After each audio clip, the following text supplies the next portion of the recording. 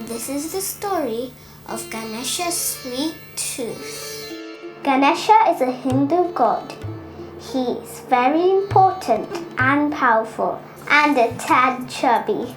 When he was a kid, he was just like any other kid, except he had an elephant's head and cruised around on a magical mouse, collecting fruit, rice, sweets, and other gifts from the temple in his neighborhood.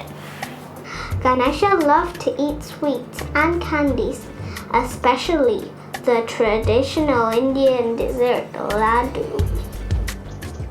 His best friend, Mr. Mouse, could eat only one at a time, which was okay by Ganesha.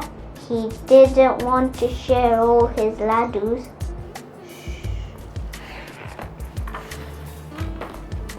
One day, while Ganesha and Mr. Mouse were out looking for sweets, they discovered a new kind of laddu. The Super Jumbo Jawbreaker Laddu! Ganesha snatched up the shiny treat and was about to eat it right there on the spot. "Wait!" squeaked Mr. Mouse.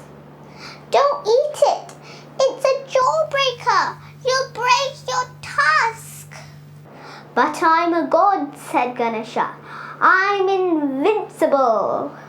Ganesha popped the laddu in his mouth and was about to bite down and snap! Squeak! "Oh no!" Mr. Mouse yelled. "How will I ever put my tusk back on?" Ganesha wailed. Ganesha was very clever and tried all sorts of ideas. What if I tie it on with string? What if I stick it on with glue? Maybe I could just hold it on with my hand, but nothing worked. "I look lopsided," he said. "Everyone will laugh at me." "No, they won't," said Mr. Mouse. "Everyone loses their teeth. And besides, you already have an elephant's head, and your friends still love you." Ganesha wasn't convinced. He thought he looked awful.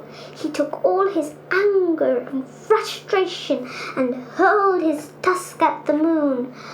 But the tusk didn't hit the moon. It sailed over a bush and hit the head of an old man who was walking by. Donk! "Is this your tusk?" the old man asked. "I'm sorry," said Ganesha. "I didn't mean to hit you. I was aiming for the moon." "What's your name?" "I'm Ganesha, and this is Mr. Mouse." "You're Ganesha?" the old man exclaimed. "I've been looking for you." "I'm Vyasa, the poet, and I need a special scribe for a poem. It's so long that no man could ever write the whole thing. All the pens in the world would break before it was done."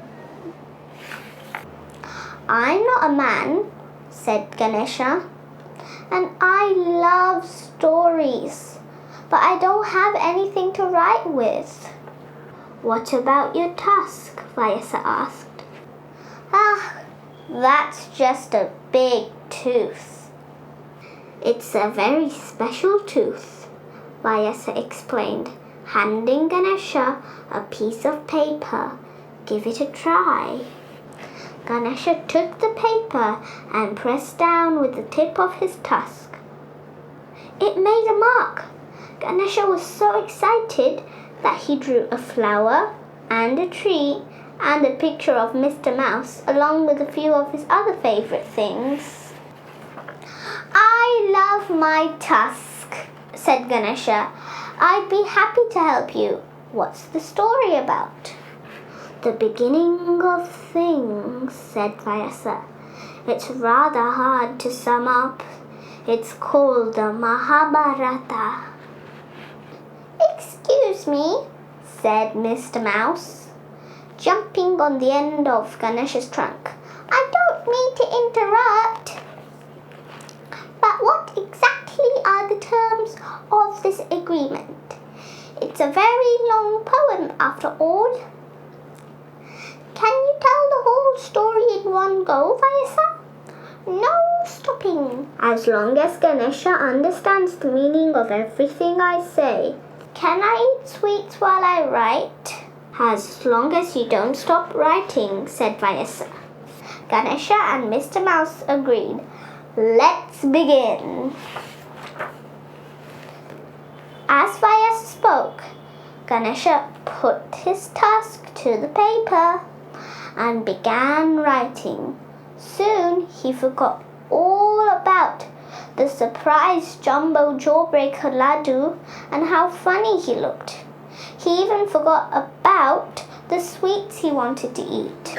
Long ago, Vyasa said, there lived a brave king of Hastinapur. One day, when he was out hunting, he happened upon a beautiful woman sitting on the banks of the Ganga river. 100,000 verses later, Ganesha put down his tusk. The Mahabharata, the great epic of Hindu literature, was complete.